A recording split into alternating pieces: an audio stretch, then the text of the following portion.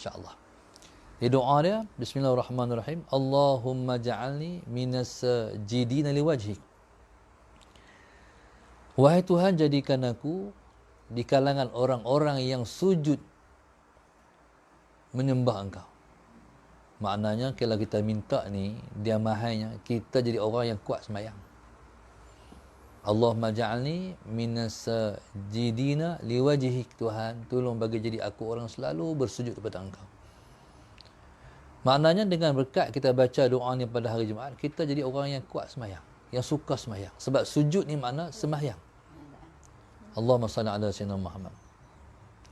Di mana kelebihan sujud ataupun apa kelebihan sujud? Kelebihan sujud sebab berpandukan kepada satu hadis Nabi sallallahu alaihi wasallam. Ada satu orang sahabat Nabi, dia berjumpa dengan Nabi, dia kata, "Ya Rasulullah, boleh tak Rasulullah tolong doa bagi saya dekat dengan syurga dengan Nabi esok?" Makna dia nak jadi Allahumma salli ala sayyidina Muhammad. Dia nak jadi Allahumma salli ala sayyidina Muhammad orang yang berjiran dengan Nabi dalam syurga esok. Macam mak berjiran dengan Kak Ayah ni sebelah-sebelah rumah ni. Allahumma salli ala sayyidina Muhammad. Jadi kita sahabat ni minta dia nak jadi jiran Nabi pada hari akhirat esok. Setiap orang tak pernah minta, tapi sahabat ni dia Tuhan gerakkan hati nak minta. Nak minta jadi jiran Nabi sallallahu alaihi wasallam syurga esok. Nabi kata, boleh aku nak doa ke hang. Tapi itulah Nabi kata, hang kena tolong aku. Aku berdoa, hang tolong aku, hang tolong buat. No, hang tolong buat. Maknanya Nabi berdoa, Allahumma salli ala sayyidina Muhammad, dia tolong buat. Sebab maknanya Nabi doa, dia buat. Saya teringat macam ni.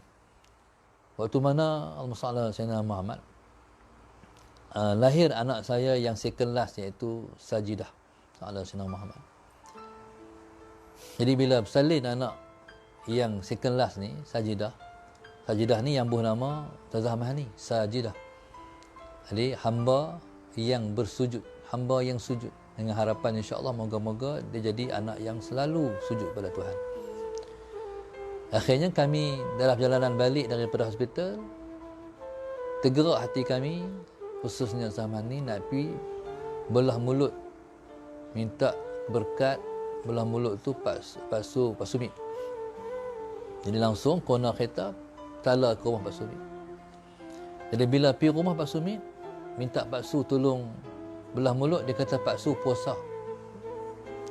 Jadi kita pun bila dia puasa, bismillahirrahmanirrahim, jadi hikmah belah mulut ataupun tahnik ni ialah supaya bercampur air liak Tok Guru dengan air liak anak kita. Itu tujuan dia.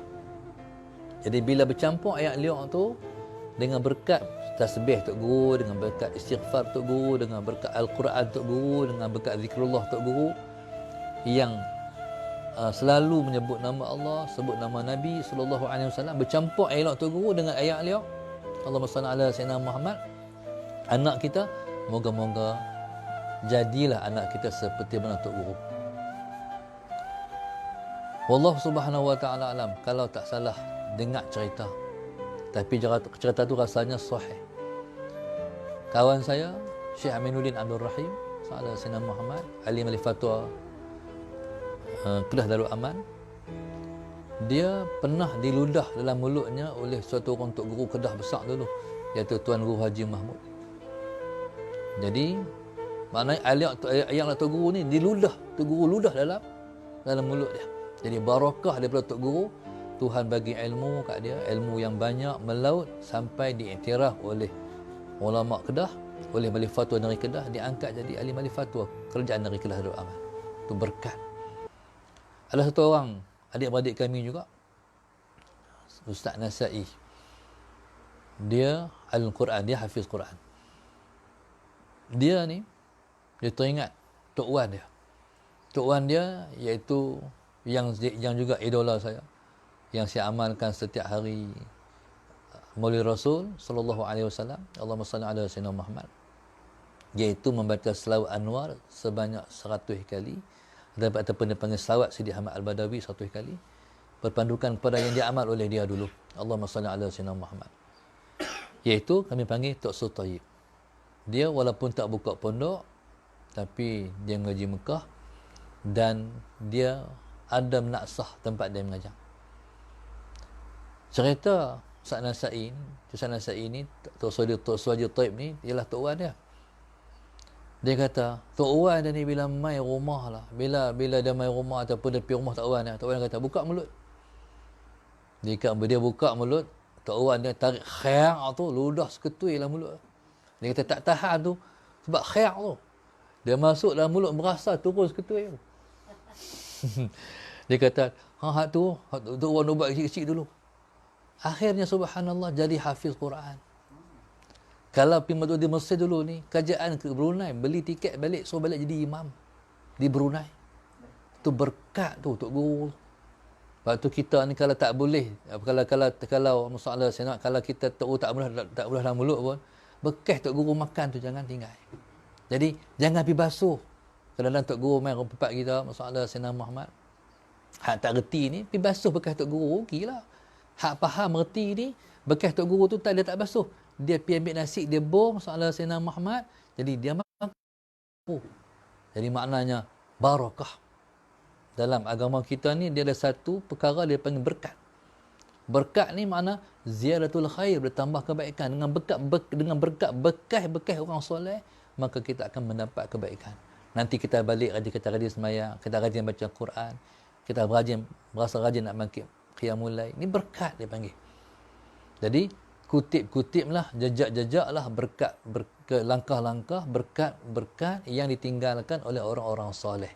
Allahumma salli ala sayyidina Muhammad. Baik.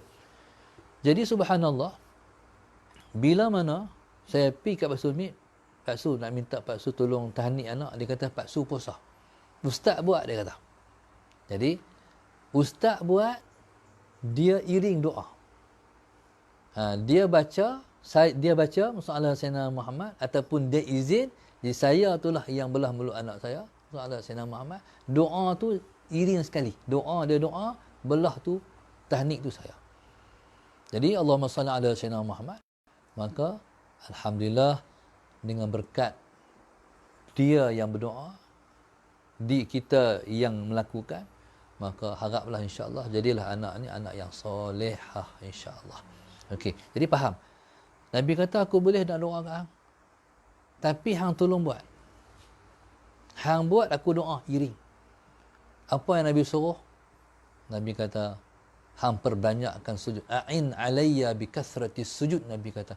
Hang tolong aku dengan hang memperbanyakkan sujud. Makna apa memperbanyakkan sujud? Memperbanyakkan sembahyang.